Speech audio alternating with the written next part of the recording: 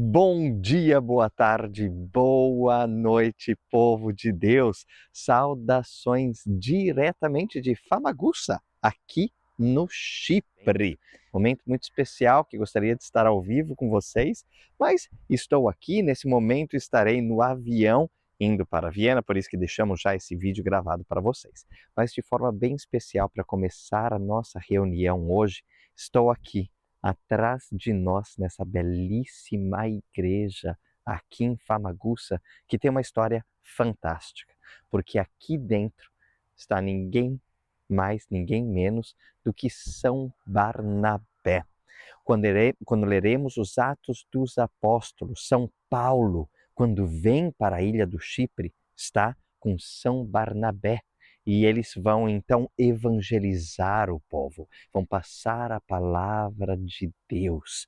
E exatamente aqui próximo, uma cidade muito próxima, alguns quilômetros de distância, que segundo a tradição, São Barnabé morre apedrejado. Pois bem, o seu corpo foi enterrado então aqui e remanesce aqui. Se a gente entra, tem uma gruta lá embaixo, onde nós podemos encontrar a tumba de São Barnabé. E que maneira melhor para a gente começar essa nossa reunião de hoje, continuando a leitura dos evangelhos. Olha, mesmo daqui distante, estou com todos vocês nessa reunião. A gente vai começar agora com a oração inicial. Quem preparou para nós foi o Jackson e rezo por todos vocês daqui. Estamos fazendo um trabalho maravilhoso com os coros que temos, são 4 corais da Igreja Católica, aqui a convite do Dom Bruno, o bispo do Chipre. Um prazer estar por aqui, começando esse curso que vai durar 1 ano. Então, uma vez por mês nós teremos um encontro online e algumas vezes no ano eu virei para cá pelo Chipre também para trabalhar com esses coros. Então, nesse domingo, nós tivemos, para mim aqui ainda é sexta, mas nós tivemos, quando passar o vídeo, celebramos a Santa Missa na parte de manhã com os 4 coros, que estão ficando maravilhosos, muito canto gregoriano, também algumas músicas em inglês, algumas músicas em latim e algumas músicas em línguas da África, uma celebração que vai ser sem dúvida alguma muito bonita.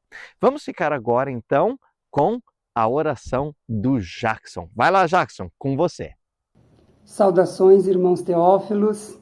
É com muita alegria que mais uma vez nós nos reunimos para o estudo e a meditação da Palavra de Deus neste domingo.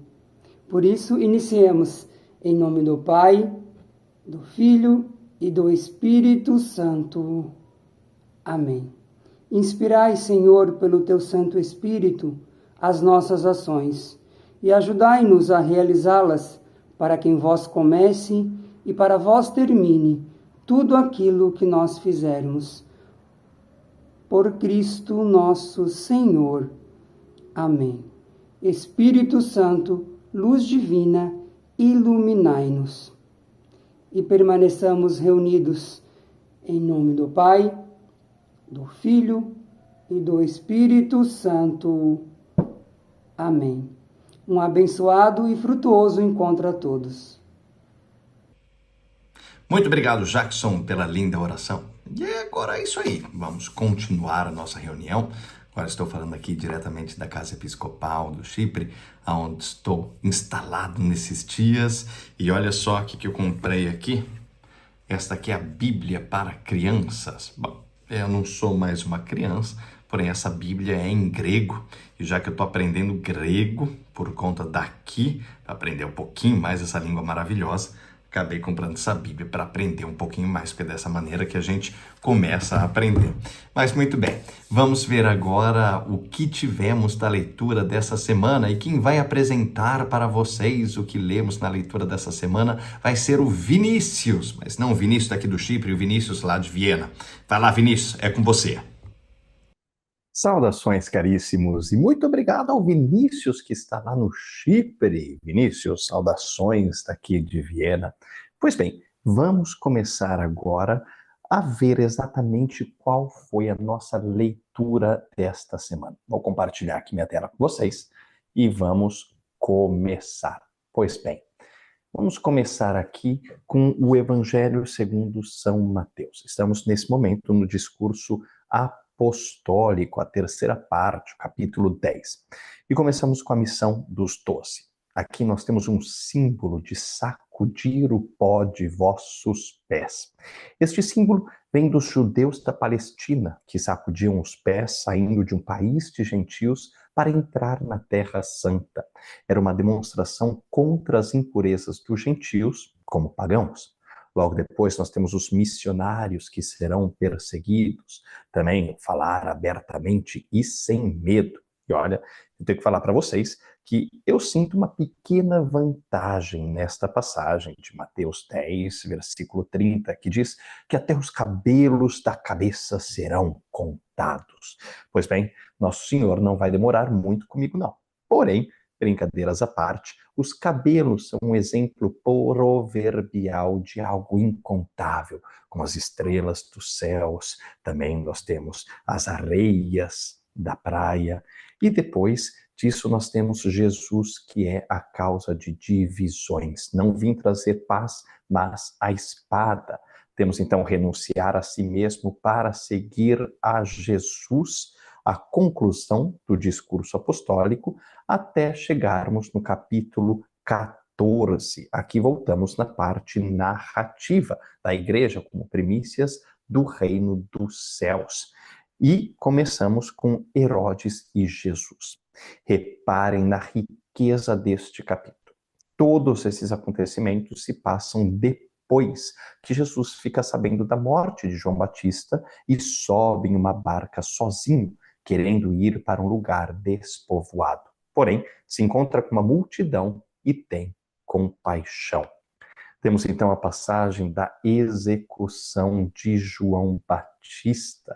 E logo depois dessa passagem, assim como nós veremos nos outros evangelhos, nós temos aqui a primeira multiplicação dos pães. A multiplicação dos pães é narrada nos 4 evangelhos. Porém, ela é narrada 2 vezes no Evangelho segundo São Mateus e também no Evangelho segundo São Marcos. E ela deve ser lida sobre o pano de fundo dos relatos de Êxodo e do livro dos Números, sobre o maná. Vocês se lembram dessa passagem do maná que cai dos céus? Exatamente dessa maneira que a gente compreende, então, o Novo Testamento.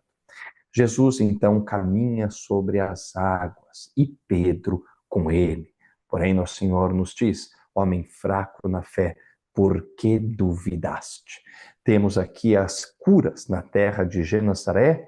Depois, no 15º capítulo, começamos com a discussão sobre as tradições dos fariseus, até o ensinamento sobre o puro e o impuro. Quem já leu o Antigo Testamento com a gente deve com certeza ter se lembrado dessa passagem. Até a cura da filha de uma mulher cananeia. São João Crisóstomo vai nos dizer que, moralmente, essa mulher cananeia significa as almas arrependidas, que são incapazes de se vangloriar, os pecadores contritos, que se apoiam totalmente na misericórdia de Deus.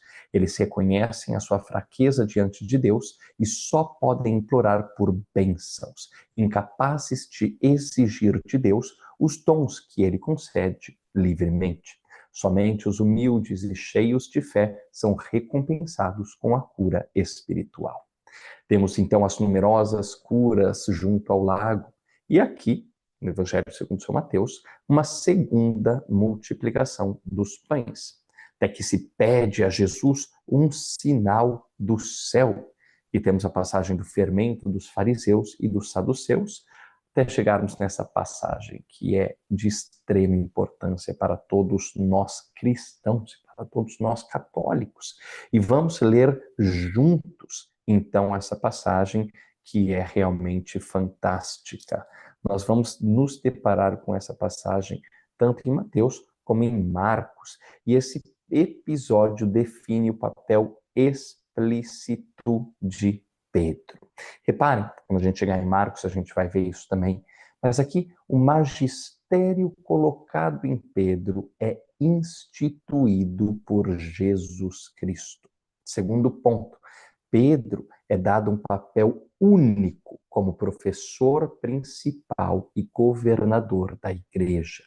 Aqui Pedro é a cabeça visível da igreja. Um quarto ponto, a autoridade de Pedro é passada através de seus sucessores.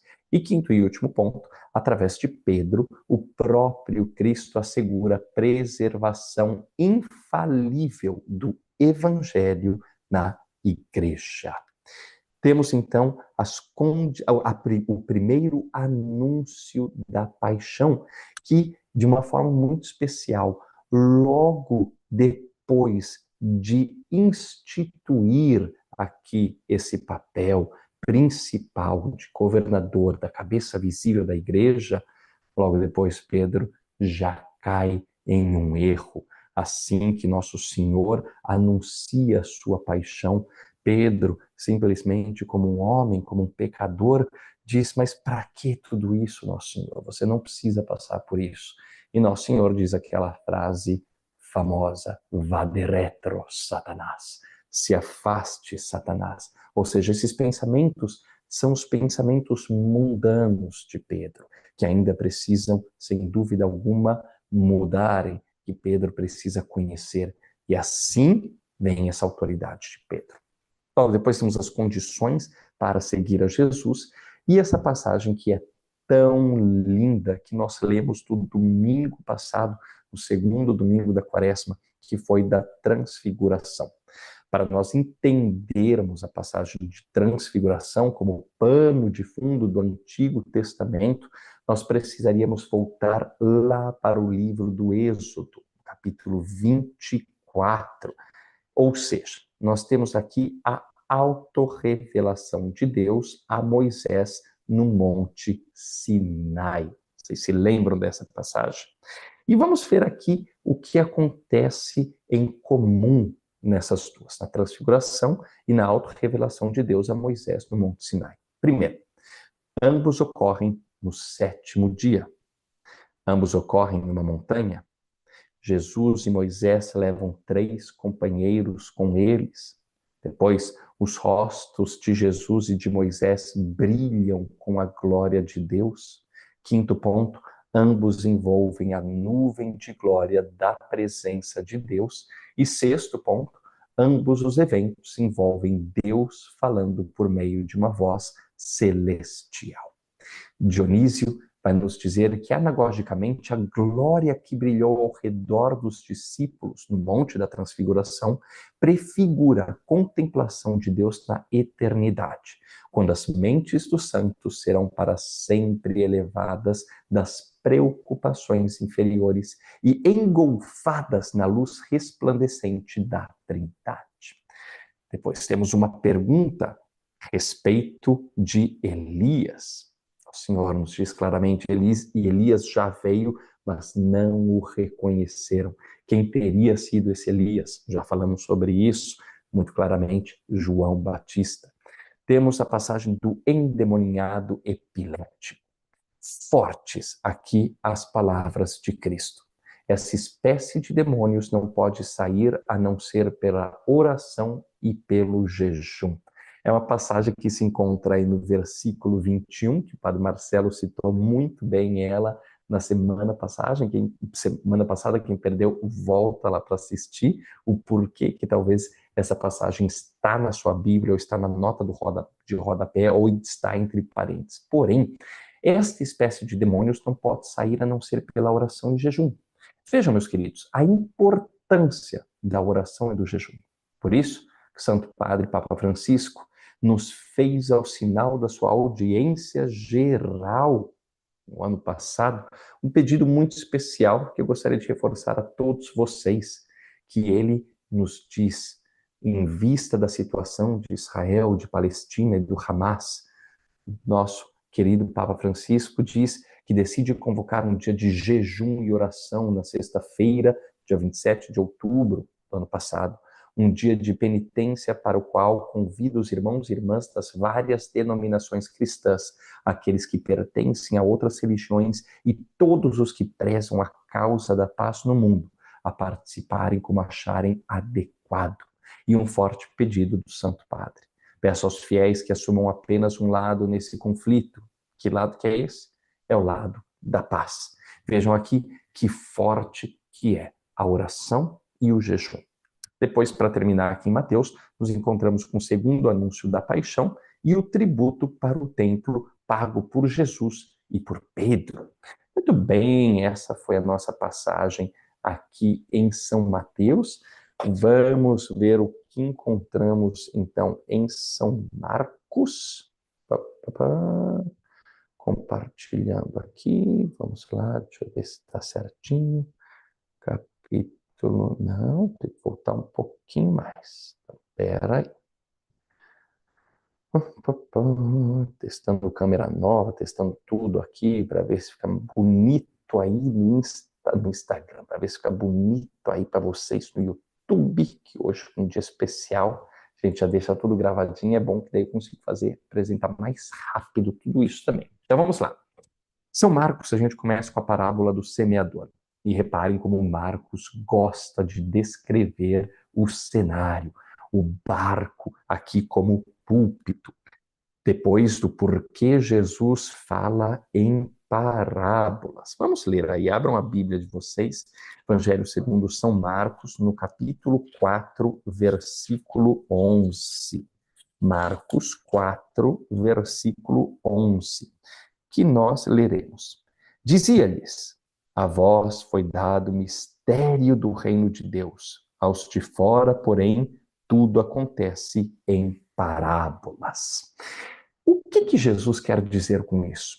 De acordo com o Concílio Vaticano II, a Dei Verbum, Jesus garante a transmissão de sua verdade a todas as épocas pelo Espírito Santo, que guia a Santa Mãe Igreja por meio do ensino e da sucessão apostólica dos bispos. Veja a importância da gente conhecer o magistério da Santa Mãe Igreja. Temos então a explicação da parábola do semeador, como receber e transmitir o ensinamento de Jesus. Daí temos a parábola da semente que germina por si só. São Gregório Magno vai nos dizer que, moralmente, o grão que amadurece significa o nosso aumento na virtude. Primeiro, as sementes das boas intenções são semeadas. Elas gradualmente produzem a lâmina do arrependimento e, por fim, a espiga madura das obras de caridade. Quando estabelecidos na virtude, ficamos maduros para a colheita de Deus. Então temos a parábola do grão de mostarda e a conclusão sobre as parábolas, até chegarmos nessa belíssima pintura que eu amo tanto, que nos apresenta aqui a tempestade acalmada. Santo Agostinho vai nos dizer que moralmente o episódio no mar significa o drama da vida cristã. Todos os filhos de Deus embarcam com Cristo em uma vida cheia de tempestades perigosas, especialmente ataques de espíritos malignos e tentações da carne. Devemos aprender a confiar em Cristo diariamente, pois somente Ele pode conter essas forças e nos levar ao porto seguro da salvação. De que forma podemos combater isso? Oração e jejum. Temos o endemoninhado Geraseno, e ninguém contou esse episódio com tanto detalhe e vivacidade como São Marcos. O nome Legião significa um regimento armado de quase 6.000 soldados romanos. São Beda nos diz que, alegoricamente, o endemoninhado representa as nações gentias que são salvas por Cristo. Como pagãos, eles viviam afastados de Deus em meio aos túmulos de obras mortas, enquanto seus pecados eram realizados a serviço dos demônios. Por meio de Cristo, os pagãos foram finalmente purificados e libertados do domínio de Satanás. Chegamos na cura da hemorroísa e a ressurreição da filha de Jairo. E prestem atenção neste trio que sempre vai aparecer aqui. Petrus, Jacobus e Ioannes. Então aqui, Pedro, Tiago, João. Eles são os discípulos mais próximos de Cristo. São os únicos três que Nosso Senhor renomeia.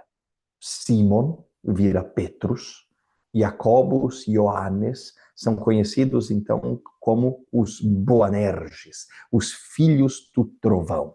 Serão eles que também estarão com Jesus na transfiguração e no jardim do Getsemane. A expressão que aqui aparece, Talita cumi, É uma das diversas expressões em aramaico preservadas por São Marcos. Veremos mais algumas no final, ali do Evangelho segundo São Marcos. Temos, então, a visita a Nazaré e até chegarmos à missão dos 12. Abram aí São Marcos, capítulo 6, versículo 13. 6, versículo 13. E expulsavam muitos demônios e curavam muitos enfermos, ungindo-os com óleo. De acordo com o Concílio de Trento, o sacramento da unção dos enfermos é sugerido por este texto.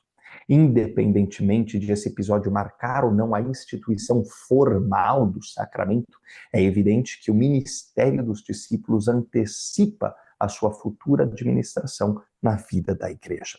Temos então a passagem de Herodes e Jesus até chegarmos na execução de João Batista. E, gente, essa passagem é incrível e ela chamou a atenção de diversos artistas que contribuíram também para a gente entender um pouco mais desta parte, incluindo a belíssima ópera de Richard Strauss, que chama Salomé, que teria sido ela, então, o nome segundo a tradição, que vai pedir para Herodes a cabeça de João Batista. Nós temos essa pintura aqui, que é uma pintura fantástica, depois vocês podem analisar ela com muita calma, que se chama A Grande Festa no Céu, ou então O Banquete de Herodes e a Decapitação de São João Batista, de Bartolomeu Strobel. Essa obra foi pintada por volta de 1630, 1640, na atual Polônia. E ela retrata esse episódio famoso que estamos falando aí de Marcos capítulo 6, versículos 17 a 29. A cena acontece no banquete do rei Herodes Antipas, que, influenciado por sua esposa Herodíades e pela dança sedutora de sua enteada Salomé, ordena a execução de João Batista. No centro da pintura, aqui vocês podem ver, deixa eu ver se eu consigo circular aqui para vocês. Olha aqui, ó. Tá vendo? No centro da pintura, então, nós vemos aqui a cabeça do profeta servida em um prato, carregada por uma figura ricamente vestida. E o outro detalhe impactante está do lado direito da tela, olha aqui, bem no fundo, que estamos com o corpo decapitado de João Batista estendido no chão, enquanto seus seguidores se lamentam. Strobel usa um estilo barroco altamente detalhado aqui. Essa cena da festa, que deveria ser de celebração, se transforma então em um terrível espetáculo de injustiça e de morte. Temos também em São Marcos aqui a primeira multiplicação dos pães. Reparem que Jesus não dá o pão multiplicado diretamente às multidões, mas o distribui a elas pelas mãos de seus apóstolos. Essa mediação prefigura o papel deles como sacerdotes da nova aliança, quando eles distribuem ao povo de Deus o pão celestial que Jesus oferece na Eucaristia. Jesus caminha sobre as águas. E que reparem aqui a expressão que Jesus usou é tão linda. Sou eu, ou eu sou. Que é a mesma autoapresentação de quando falamos sobre o nome de Deus, Yahvé, ou seja, Yahvé, onde nós lemos no livro do Êxodo e de Deuteronômio. Eu sou aquele que é, são várias as traduções possíveis, mas é dessa mesma maneira que Jesus coloca o seu lugar aqui. Temos então, aqui também mais uma vez, a primeira multiplicação dos pães, estou voltando para frente. A cura aqui na região de Genezaré, depois a discussão sobre as tradições farisaicas, korban, que é utilizado aqui, é uma palavra em aramaico também. Vejam, São Marcos, sempre utilizando o aramaico, significa uma oferta. Temos o ensinamento sobre o puro e o impuro, e aqui, minha gente, esse momento é fundamental. Sabe aquele seu amigo adventista que não come carne de porco e nem frutos do mar? Então, apresenta essa passagem da Bíblia para eles, que parece que esqueceram de ler essa parte. Depois, convidem eles para um belíssimo churrasco, muito bacon, linguiça, costela de porco, salmão. Então gravem aí, Marcos capítulo 7, versículos 18 a 19, e repitam comigo, Marcos 7, 18 a 19. Aqui Jesus abole formalmente a lei dos alimentos puros e impuros. Temos, então, aqui as viagens de Jesus fora da Galileia, começando também no capítulo 7. Temos a cura da filha de um Ciro-fenícia, depois a cura de um surdo gago, e aqui aparece mais uma palavra aramaica, que qual que é? É o éfata, que significa em aramaico abra, que também é muito utilizada também em que sacramento nós temos? Sacramento do batismo. Depois temos a segunda multiplicação dos pães. Agora a gente já leu as duas multiplicações dos pães, tanto em São Mateus como agora em São Marcos. E qual que é a diferença aqui, minha gente? Na primeira multiplicação, foram 12 as cestas que sobram, significando as 12 tribos de Israel que Jesus reúne da igreja. Já desta vez, na segunda multiplicação, sobram 7, que significa o quê? Correspondem às 7 nações gentis que estavam ao redor de Israel, para quem Cristo também oferecerá a salvação. Essa é a dimensão internacional da nova aliança. Agora vejam aqui, Marcos capítulo 8, versículo 6. Marcos 8, versículo 6. Vamos lá. Vai nos dizer: mandou que a multidão sentasse pelo chão e, tomando 7 pães, deu graças, partiu-os e deu aos seus discípulos para que eles os distribuíssem. E eles os distribuíram à multidão. Vocês já ouviram essa passagem em algum lugar? Obviamente, a gente sempre escuta essa passagem na Santa Missa. Deu graças. E aí, o Vinícius, que está agora lá no Chipre, está usando essa palavra direto quando ele vai agradecer em grego. Por quê? No grego moderno se diz Euchariston. E como que diz no grego antigo? Eucharisteo, que é a base da palavra que nós conhecemos como Eucaristia. Vejam que bonito. Dar graças. Então, tanto que até hoje, quem fala grego utiliza a palavra Eucaristia, Eucharistó, em grego, para dizer dar graças. A multiplicação dos pães por Jesus, depois de dar graças, prefigura a última ceia e a instituição do Santíssimo Sacramento. Temos os fariseus que pedem um sinal no céu, o fermento dos fariseus e de Herodes, a cura de um cego em Betsaida. São Jerônimo vai nos dizer que, alegoricamente, a cura do cego significa o nosso aumento gradual em sabedoria, da escuridão, da ignorância para a luz da verdade. A saliva de Cristo é a doutrina perfeita que procede de sua boca. Ela melhora a nossa visão e nos leva progressivamente ao conhecimento de Deus. Belíssimas as palavras de São Jerônimo. Temos a profissão de fé de Pedro, aqui também o primeiro anúncio da paixão, da mesma forma que nós lemos em São Mateus. As condições para seguir a Jesus, até chegar também aqui na passagem da transfiguração. Orígenes vai nos dizer que, alegoricamente, Jesus sobe com seus discípulos na montanha depois de 6 dias para mostrar que irá entrar na glória ao 7º dia. Lembra, igual a gente já falou lá em São Mateus, e esse número 7 se remete ao quê? Se lembra lá de Gênesis, na criação. São várias as lindas análises dos padres da igreja sobre o momento da transfiguração. Poderíamos até passar uma aula inteira falando sobre ela. Por exemplo, Rabanus Maurus vai nos dizer que, anagogicamente, Cristo levou 3 discípulos à montanha para significar que aqueles que nesta vida acreditarem na Santíssima Trindade contemplarão na próxima vida as 3 pessoas da divindade na glória celestial. A gente poderia passar realmente aqui a aula inteira falando dos comentários da patrística sobre a transfiguração. Depois, a questão sobre Elias, o epilético endemoniado, o segundo anúncio da paixão, a pergunta: quem é o maior?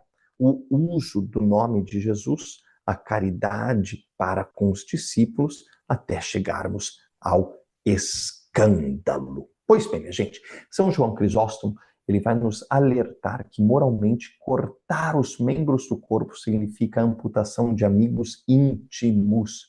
Quando companheiros íntimos afastam os cristãos da santidade, eles devem ser cortados. É melhor para nós entrar no céu sem eles do que manter a sua companhia na miséria eterna.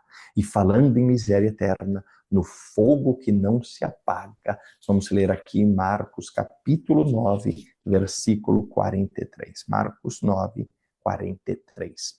E se tua mão te escandalizar, corta. Melhor entrares mutilado para a vida do que, tendo as tuas mãos, ires para a geena, para o fogo inextinguível. Pois bem, minha gente, em Marcos aqui, logo depois, em 9:49, aparece um sal, que foi também, que sempre é uma das perguntas. Esse sal é provavelmente uma referência às provações e tentações que os crentes enfrentam.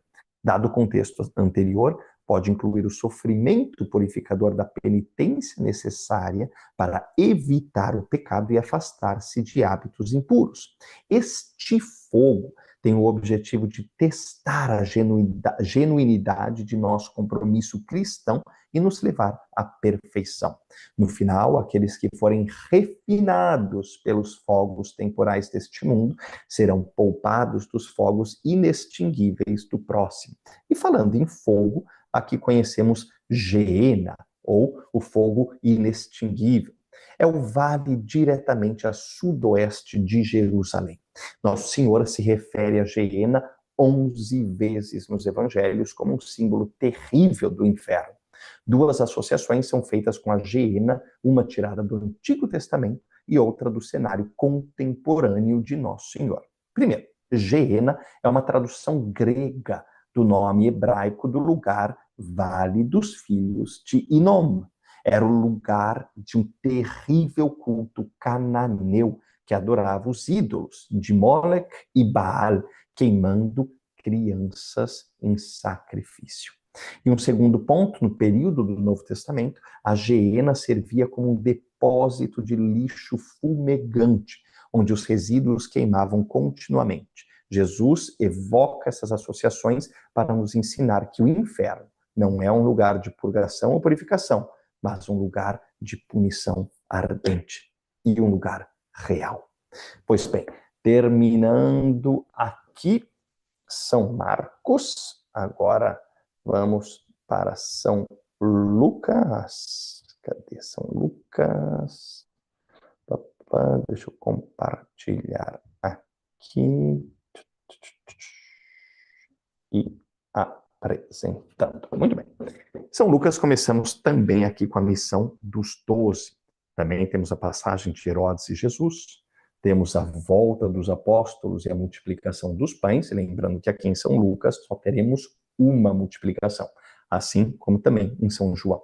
A profissão de fé de Pedro, e a partir daqui, uma série de 6 peças que irão indicar que Jesus é o Messias. Temos então o primeiro anúncio da paixão, temos as condições para seguir Jesus, temos a vinda próxima do reino, também aqui em Lucas temos o momento da transfiguração, e aqui a gente também poderia falar várias vezes, mas olha, só vou indicar para vocês. Transfiguração tem 3 níveis de significado. Primeiro, Cristo revela sua glória para compensar o choque de sua primeira predição da paixão, porque eles estavam completamente tristes. Este homem, que São Pedro diz que é o Cristo, que é o Messias, que é o ungido, ele estava na felicidade enorme, agora acaba de dizer que ele terá que morrer. Ele vai se entregar por todos nós. Então, nesse momento aqui da transfiguração, é para compensar o choque dessa primeira predição. Segundo, a voz do Pai, o Filho escolhido e a nuvem do Espírito manifestam a presença da Santíssima Trindade. E terceiro ponto, os profetas Moisés e Elias testificam que Jesus cumprirá a lei e os profetas do Antigo Testamento.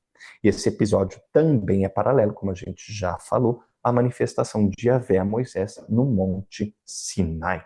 Temos também aqui em Lucas o endemoniado epilético, o segundo anúncio da paixão, depois mais uma vez a passagem quem é o maior, até chegarmos ao uso do nome de Jesus.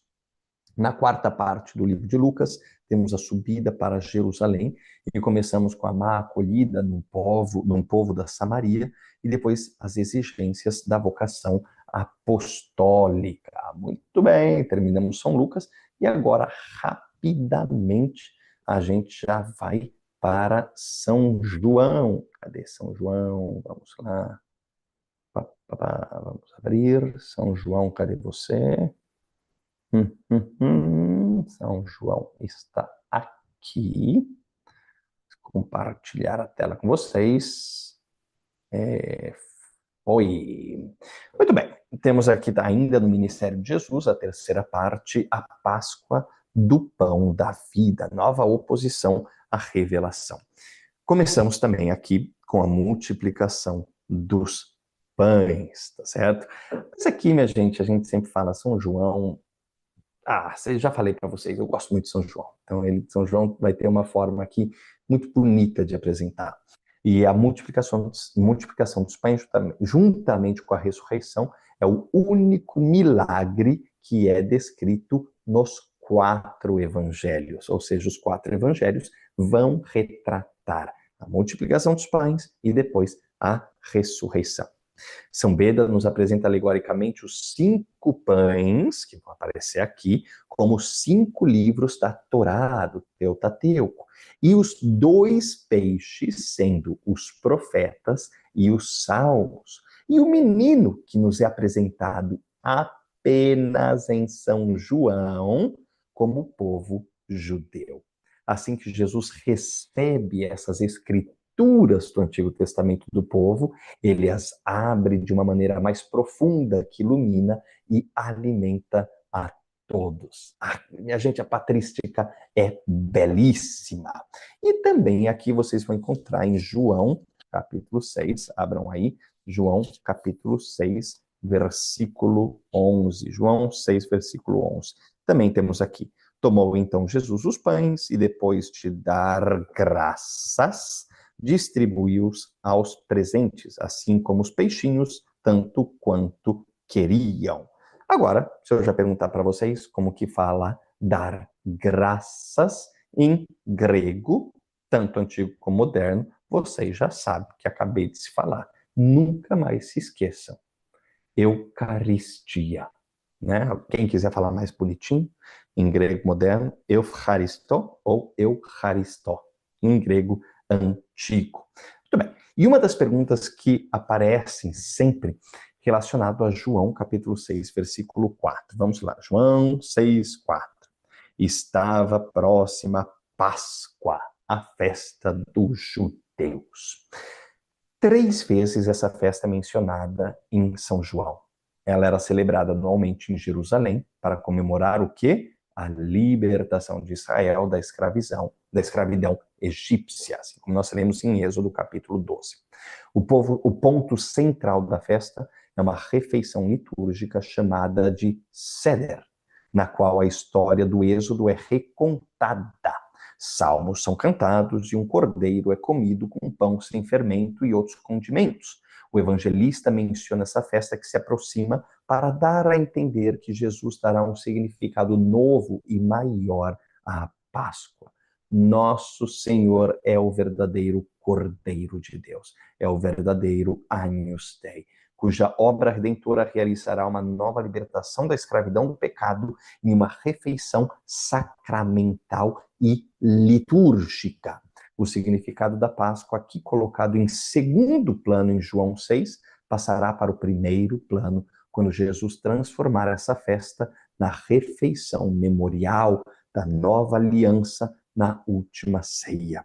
Para terminar, então, aqui, essa leitura da Semana de São João, temos que Jesus, que vem ao encontro de seus discípulos, caminhando sobre o mar aqui, o discurso na sinagoga de Cafarnaum, temos a fantástica e belíssima passagem, eu sou o pão da vida, e terminamos com a confissão de Pedro.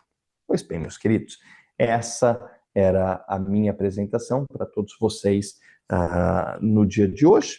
Fico muito feliz que deu certo da gente ter deixado tudo isso aqui gravado, que vocês sabem a importância de nós lermos, de nós entendermos, não apenas ler por ler, mas entender esses pequenos detalhes, essas pequenas palavras que são tão importantes para nós, para a gente conhecer sempre cada vez mais das Escrituras, do magistério e da tradição.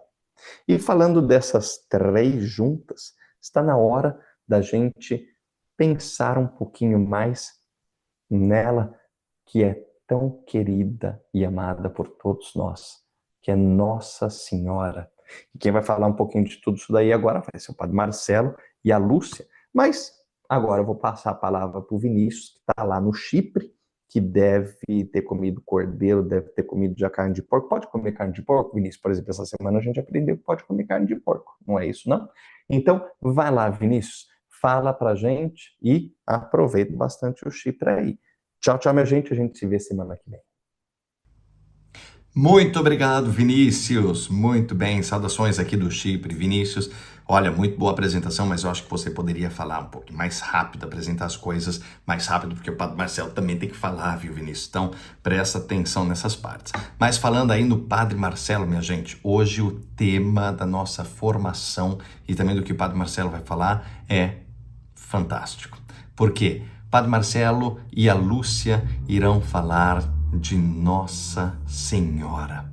Bom, aonde que encontramos Nossa Senhora na Sagrada Escritura e onde encontramos também Nossa Senhora no magistério da Santa Mãe Igreja, esse será o nosso tema de hoje. Então, Padre Marcelo, é com você. Boa tarde.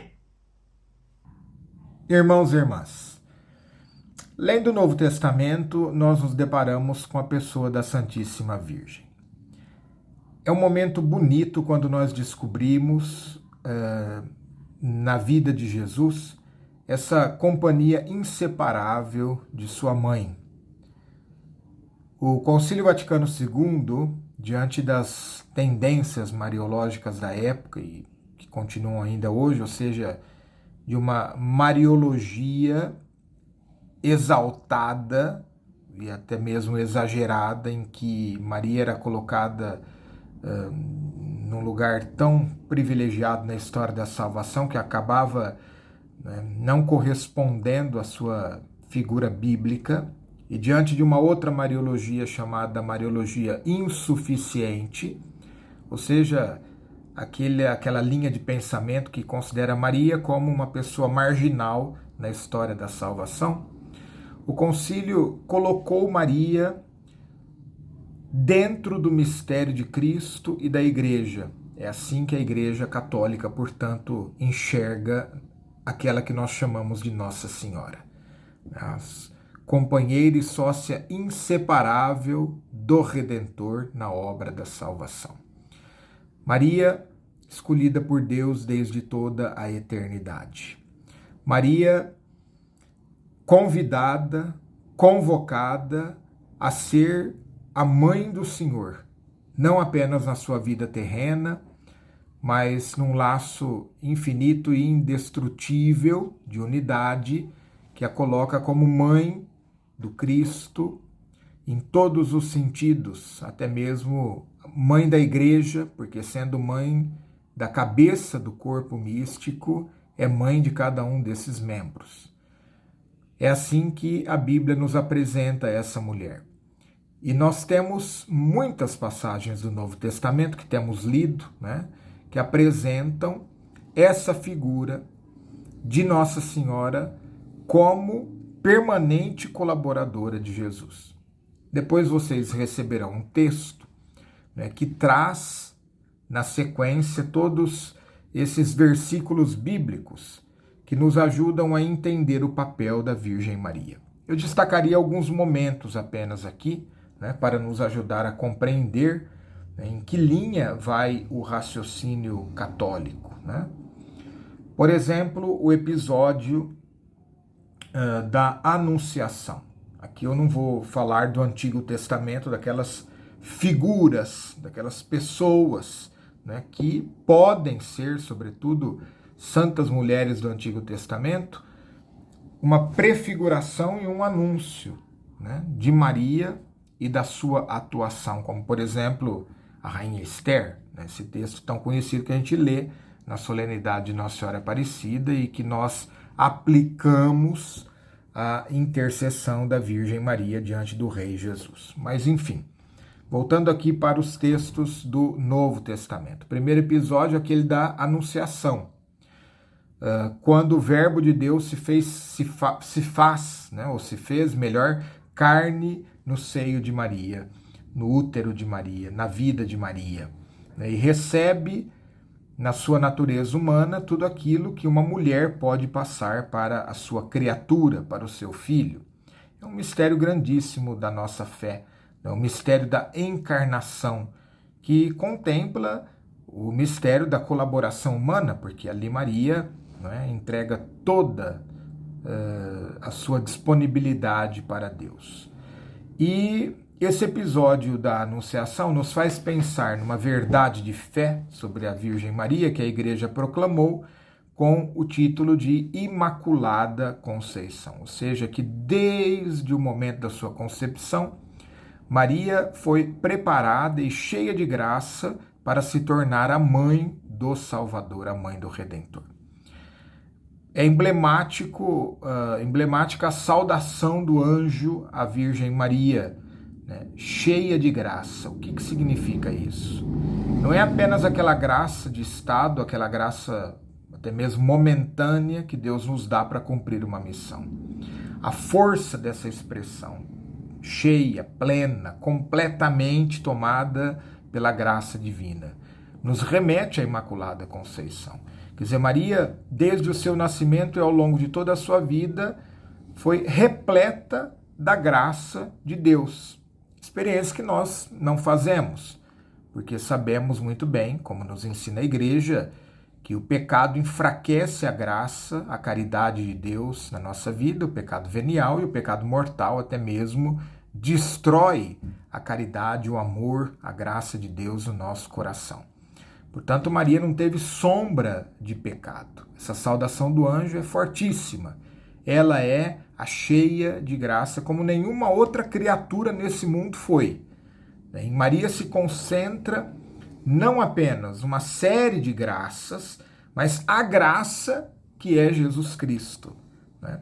Então imaginem vocês a grandeza dessa saudação do anjo, né? Que não faz de Nossa Senhora uma pessoa soberba, porque o episódio seguinte, como nós lemos no Evangelho, o episódio da visitação de Maria, a sua prima Isabel, a sua parente Isabel, mostra que a Virgem Maria, apesar de ser a cheia de graça, completamente tomada pela graça, é mulher de humildade e de serviço, é mulher de entrega. Ela não fica no seu patamar de escolhida, mas ela se coloca à disposição, né? Ela se entrega totalmente também com disponibilidade para as necessidades de Isabel. Portanto, Maria cheia de graça, Maria cheia de humildade, Maria cheia de serviço, e essas realidades da vida de Maria vão acompanhá-la durante toda a sua existência.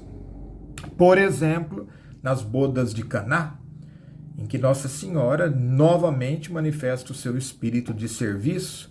Podia estar sentada lá na mesa da festa, vendo o circo pegar fogo, né? Mas como mãe, como mulher, a sensibilidade feminina é muito grande nesse sentido. Ela é capaz de não apenas ver a dificuldade dos noivos, mas perceber o embaraço e intuir aquilo que estava dentro do pensamento dos responsáveis da festa, e acaba cheia de confiança e de fé, porque O episódio das bodas também revela a grandíssima fé que Maria tinha no poder de seu Filho e Salvador Jesus.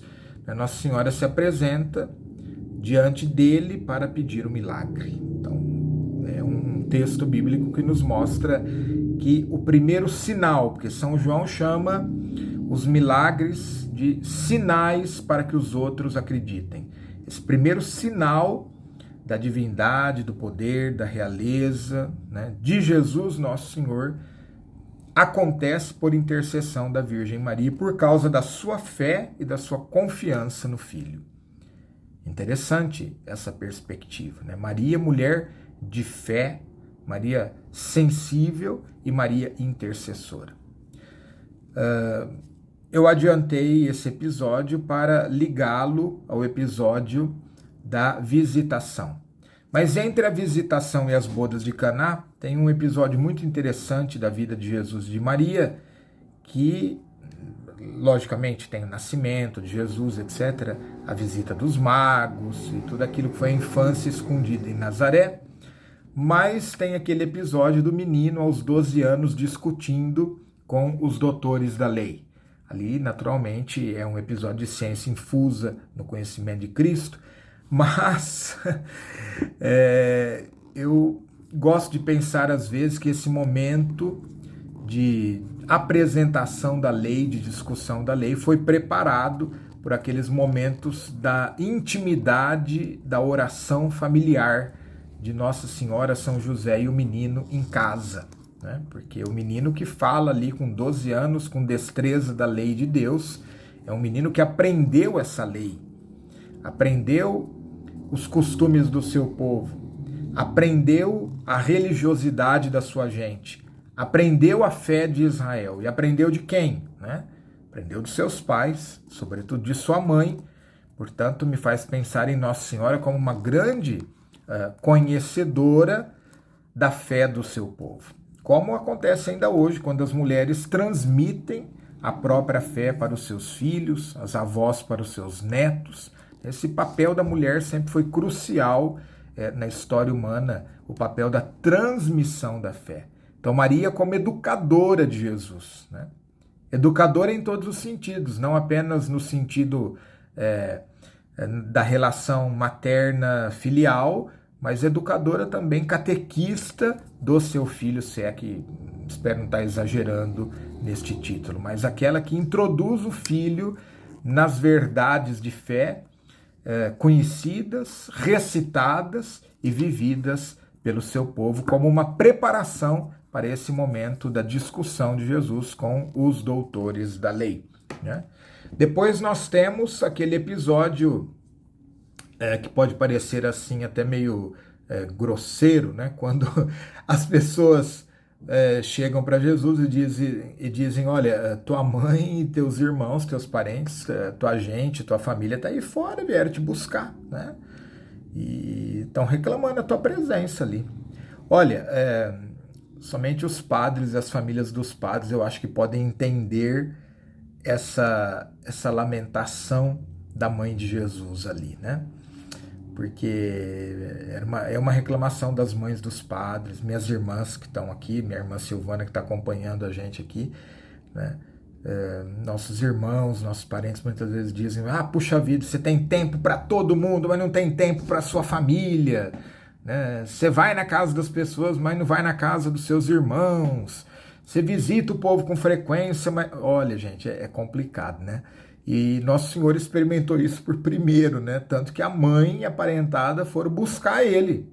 Talvez ali o sentimento materno de dizer, olha, dá atenção pra gente um pouco também, né? Sai aí desse anúncio do reino que você está fazendo, dos milagres, você que cura todo mundo, visita todo mundo, tá com todo mundo, olha, a gente tá aqui também, viu? Somos sua família. E aí Nosso Senhor, né, faz, pelo negativo, um elogio à sua mãe, quando diz, quem são minha mãe e meus irmãos? São aqueles que escutam a palavra de Deus e a colocam em prática. Alguns enxergam esse texto como uma desvalorização de Maria, mas outros exegetas, pelo contrário, dizem, nesse momento, Nosso Senhor exalta Maria como aquela que escuta a palavra e coloca em prática. E que anuncia a nova família que ele está criando, que não é uma família baseada apenas nos laços de sangue, mas é a família criada pela fé comum. Quer dizer, todo mundo que está na escuta da palavra faz parte da família de Jesus. Todo mundo que cumpre a palavra na sua vida faz parte dessa nova relação familiar criada pelo reino de Deus. E assim Nossa Senhora é colocada como modelo para nós de escuta. Um outro episódio que os evangelhos têm nos apresentado, na leitura contínua que estamos fazendo, é de Maria aos pés da cruz, quando ela não apenas está ali, né, como mãe, no sentido da sua relação familiar com Jesus, mas ela está ali para assumir a missão de maternidade da igreja. Porque quando Jesus diz para João, né, eis aí a tua mãe, está dizendo, na verdade, não para uma pessoa, mas privada, né? Não é uma entrega pessoal. Mas em João está a igreja, estão todos os discípulos de Jesus. Portanto, nesse momento, e no momento em que Jesus também diz a Maria, eis aí o teu filho, se cria essa relação de maternidade, né, que Nossa Senhora tem com todos os irmãos de Jesus, ou seja, todos os batizados. Nossa Senhora é mãe de todos, né? E está com todos, intercede por todos. Nesse momento começa uma missão supratemporal de Maria, né? Mãe de todos aqueles que acreditam em Cristo até o fim dos tempos. E por fim, o episódio da presença de Maria junto à igreja primitiva, né? Junto aos apóstolos, ali no momento do cenáculo, quando vem o Espírito Santo. O São Lucas escreve que eles prepararam esse momento, perseverando na oração, e Nossa Senhora estava nesse grupo. São Lucas cita explicitamente a presença de Maria e de outras pessoas perseverando na oração, na espera do Espírito Santo. Certamente Nossa Senhora, aqui podemos intuir, tinha um papel importante nesta oração da primeira comunidade. Nossa Senhora estava animando as pessoas a perseverar. E isso nos ajuda a entender o tamanho da fé de Maria na ressurreição de Jesus, né? Porque ela não estaria ali reunida com a comunidade se não acreditasse que o Filho tinha ressuscitado. Portanto, ela que se tornou mãe da comunidade dos seguidores de Jesus aos pés da cruz, já coloca em prática essa maternidade estando junto com a comunidade cristã no aguardo de Pentecostes. Bom, teria muitos outros textos, né, que a gente poderia comentar, mas o vídeo já ficou até um pouquinho longo, né? E depois na apostilinha aí, nas folhas que vocês vão receber, vocês podem aprofundar esse tema. Mas para dizer que Maria está na Escritura, né? E até para responder, eu não gosto muito de sair brigando com todo mundo, mas às vezes é preciso esclarecer, né, também os católicos, né? Quando vem essa acusação, onde é que está Maria na Bíblia? A Bíblia não fala de Maria. Como é que não? Tem textos diretos, textos indiretos que falam de Nossa Senhora, textos que podem exegeticamente ser aplicados a Maria, né? Que podem ser relacionados a Maria no Antigo, no Novo Testamento, e mais do que isso, né, no contexto geral da Escritura, porque essa história de estar na Bíblia ou não estar na Bíblia, ela tem que ser entendida também a partir dos contextos gerais, né? Tem verdades de fé que não está escrito ali do jeito que a gente fala, mas que são compreendidas com esse trabalho de comparar textos, né? De entender o espírito dos textos e, mais do que isso, a palavra revelada de Deus, que está não só na Escritura, mas que está e é transmitida também pela tradição da Igreja. Portanto, irmãos e irmãs, Nossa Senhora, do começo ao fim do Novo Testamento, está presente. Inclusive, quem leu a Anunciação percebeu a fundamentação bíblica da oração da Ave Maria. Primeira parte da Ave Maria é tudo aquilo que o anjo diz para ela. E recitando a Ave Maria, portanto, estamos recitando textos bíblicos que se referem diretamente à Virgem Maria. Bom, por hoje é só. Fiquem com Deus, fiquem com Nossa Senhora, né? Lembrando desta presença de Maria ao longo do Novo Testamento. Muito bem, muito obrigado, Padre Marcelo, pela belíssima formação. E agora que já conhecemos toda a questão de Nossa Senhora na Sagrada Escritura, é hora de ver o que a Santa Mãe Igreja tem a nos dizer sobre Nossa Senhora também no magistério da Igreja. É com você, Lúcia, vai lá. Teófilos, boa tarde a todos. Que alegria estarmos juntos mais uma vez para refletir o Catecismo da Igreja Católica. E hoje, que tema mais lindo nos foi reservado. Vamos ver o que o Catecismo nos diz a respeito de Maria. E logo ao abrirmos o Catecismo e folhearmos o índice analítico, encontramos uma riqueza muito grande, que em 5 minutos será impossível destacar tudo. Mas o que nós podemos já observar aqui no índice, que o Catecismo traz com muito carinho e um tratamento muito especial a nossa querida Mãe Rainha, a nossa Maria Santíssima. Então, o SIC, ele apresenta a todos nós Maria, toda a vida de Maria, né? Maria, né, na economia da salvação, abordando aspectos desde a Anunciação, o consentimento de Maria, sua maternidade divina e virginal, né? Maria, Mãe de Cristo pelo Espírito Santo, Mãe da Igreja.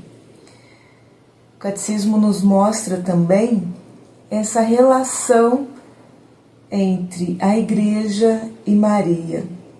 E nos diz que em Maria a Igreja atinge a perfeição. Podemos entender também, através do Catecismo da Igreja Católica, a maravilha que nós temos em nosso favor, destacando aspectos, parágrafos, aliás, relacionados ao culto de Maria. Desde o seu culto dentro do ano litúrgico, as festividades litúrgicas, até as orações a Maria. Muita riqueza. Aqui apresento o índice analítico do Catecismo da Igreja Católica. Para cada tópico, existem as indicações dos parágrafos, são muitos, para entendermos a riqueza que está contida aqui.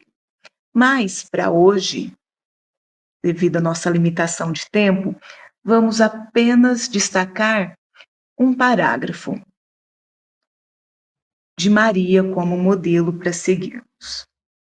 Como estamos vivendo o Ano Santo, o ano da esperança, peregrinos de esperança, escolhi o parágrafo 64, que nos apresenta Maria como modelo de esperança. E ele nos diz: pelos profetas, Deus forma o seu povo na esperança da salvação, na expectativa de uma aliança nova e eterna, destinada a todos os homens e que será gravada nos corações. Os profetas anunciam uma redenção radical do povo de Deus, a purificação de todas as suas infidelidades, uma salvação que abrangerá todas as nações.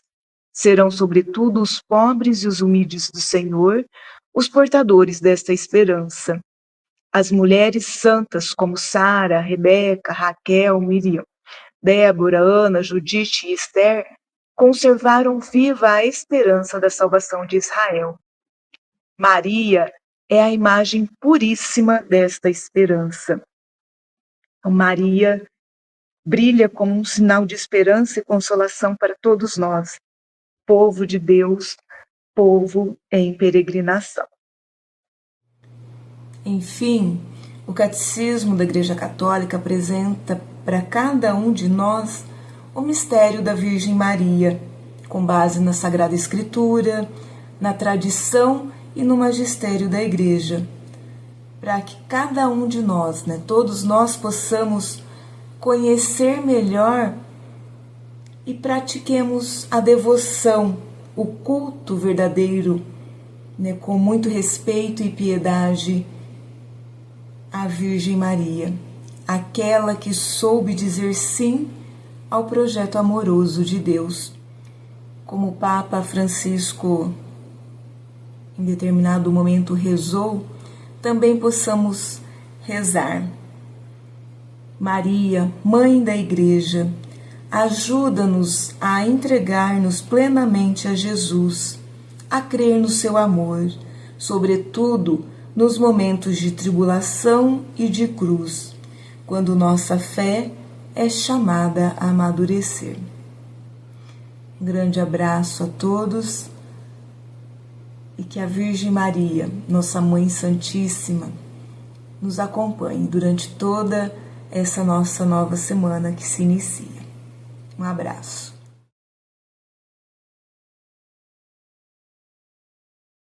Muito bem, Lúcia, muito obrigado pela linda formação.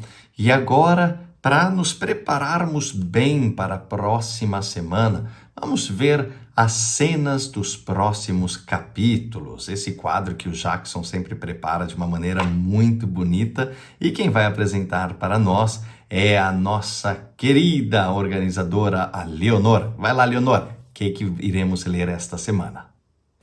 55ª semana.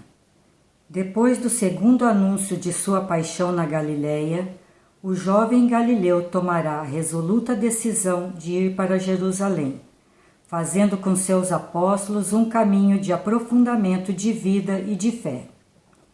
Durante a viagem, o jovem nazareno irradiará especialmente para os pobres, sofredores e pecadores o rosto misericordioso do Pai. Fará isso através de seus ensinamentos, gestos e parábolas ao longo do caminho. Neste itinerário, o grupo encontrará um escriba que trará consigo uma pergunta capciosa a Jesus: como alcançar a vida eterna? Jesus contará a parábola do bom samaritano para responder. Depois, ao decorrer da caminhada, ensinará seus apóstolos a prática do perdão, enfatizando a necessidade de se ter um coração como o de uma criança. Ao chegar em Jerusalém para participar da festa das tendas, sua primeira atitude não será de fazer milagres, como esperam seus discípulos, mas a de ensinar no templo. Diante de seus ensinos proclamarão: jamais um homem falou assim, provocando inevitavelmente por parte das autoridades religiosas comentários, questões sobre a sua autoridade e sua origem. No último dia da festa, quando se realizará a procissão da água e da luz, Jesus se apresentará como profeta. Tomará a palavra, se autoproclamará água que mata a sede dos que nele creem e luz do mundo. Sua misericórdia revelará em gestos concretos o amor do Pai. Um olhar, uma palavra, um gesto, um sorriso, um toque, restabelecerá a dignidade que outrora havia sido perdida, pois Jesus não julgará pela aparência, mas conforme a justiça, assim como fará com a mulher adúltera. E assim vamos seguindo os passos do jovem Galileu e de seus apóstolos. Uma abençoada semana de leitura para todos. Muito obrigado, Leonor. Fantástico. Obrigado também ao nosso querido organizador, o Jackson, pelo texto. É isso aí, minha gente. Olha, esse vídeo de hoje foi desta maneira, mas a gente fica muito feliz que tenha dado certo também, porque a gente não pode parar. Temos que continuar. Sempre continuando, sempre na perseverança. O Padre Marcelo vai falar um pouquinho mais sobre isso. E nos vemos no domingo que vem. Dessa vez, se tudo der certo, presencialmente. Bom, presencialmente de forma online também. Bom, agora eu vou me preparar, porque eu tenho mais uma meia horinha antes de partir para o próximo ensaio do coral e vou começar a leitura aqui da minha Bíblia para crianças, com a história hoje deles de Caim e Abel. Caim e Abel. Então, vamos lá. Até a próxima. Vai lá, Padre Marcelo.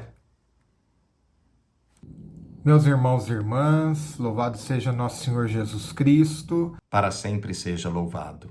Espero que todos os nossos cursistas estejam perseverando na leitura da Bíblia, sobretudo do Novo Testamento, nesse período. Eu brinco sempre que esse é um período crucial, porque faz pouco tempo que nós começamos a ler o Novo Testamento e muita gente entrou, mais de 300 pessoas começaram essa aventura. E é um período crucial porque, eu brinco, a mortandade infantil é muito grande. O pessoal começa com entusiasmo, mas logo vai desistindo. E eu queria lembrar a todos vocês que têm essa tentação de desistir, que a tentação nessa fase da vida de leitura bíblica é normal, né? A gente custa encaixar aqueles 10, 15 minutos do dia para a leitura bíblica, porém, quando conseguimos é uma grande vitória, porque, em primeiro lugar, é vitória da graça de Deus em nós. A leitura da Bíblia só nos faz bem e nos aproxima mais de Deus. Mas depois é uma vitória sobre a nossa própria humanidade, porque a gente prova para nós mesmos que nós somos capazes de ser um pouquinho mais organizados, centrados e de colocar certas prioridades na nossa vida de cada dia. Então é corrido para todo mundo, é difícil, não é encaixar os horários, mas não é impossível não. Aliás, dou uma dica para vocês, né? E vejo que muitas pessoas fazem isso também. Quando se tem um tempo maior ou se tem um dia livre, por exemplo, uma tarde livre, a gente pode não só recuperar os atrasados, mas pode antecipar as leituras bíblicas em previsão de um dia ou de uma semana complicada em que o tempo será ainda mais difícil. Então não desanimem, pensem muito seriamente no propósito e vençam, seja a tentação, que as dificuldades normais e humanas de organização. Nesses últimos dias aqui em Monte Alto, eu encontrei várias pessoas que deram um testemunho muito bonito de quanto o Teófilos tem ajudado essas pessoas a crescer na sua vida de fé. Inclusive gente voltando para a igreja a partir do Teófilos. Então isso nos deixa muito felizes, muito, muito contentes, porque o objetivo não é apenas poder daqui a um tempo dizer eu li a Bíblia inteira. Não é isso, né? Isso é consequência. O objetivo primeiro é aproximar-nos de Deus. E aproximando-nos de Deus com coerência, reaproximando-nos ou aproximando-nos mais, ou ainda aproximando, né, da igreja, corpo místico de Cristo, povo de Deus. Portanto, esses testemunhos, o pessoal me para na rua, nas celebrações, às vezes, e fala, o Teófilo está me ajudando.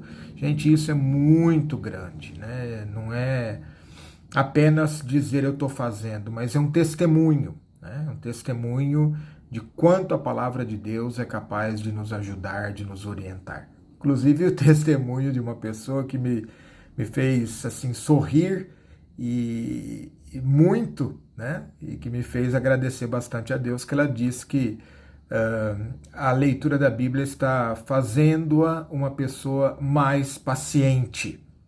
Porque o fato de ter que parar ali aqueles 15 minutos por dia no mesmo horário, né, e de se disciplinar, de ter que ficar concentrada, a pessoa está ficando um pouco mais paciente, está ganhando e crescendo a virtude da paciência. Olha, então Teófilos é um crescimento integral, né? Um crescimento na espiritualidade, um crescimento na fé, um crescimento humano, um crescimento nas virtudes e, sobretudo, né, é um momento de encontro com Deus.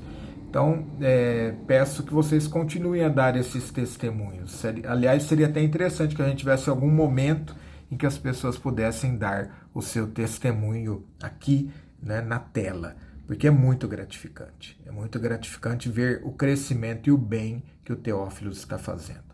Muito bem, meus irmãos e irmãs, né? Então eu gostaria de encerrar esse nosso encontro hoje, deixando uma bênção toda especial. Hoje foi meio atípico, né? Com essas gravações, mas a gente não pode falhar, né?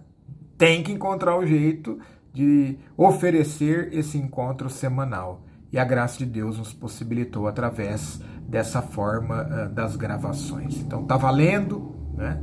E desejo que nós prossigamos o nosso caminho quaresmal muito iluminados pela palavra de Deus. Que vos abençoe por intercessão da Virgem Santíssima, Deus Todo-Poderoso, Pai, Filho e Espírito Santo. Amém. Uma feliz semana de Quaresma, perseveremos, nos com prole pia, benedicat Virgo Maria.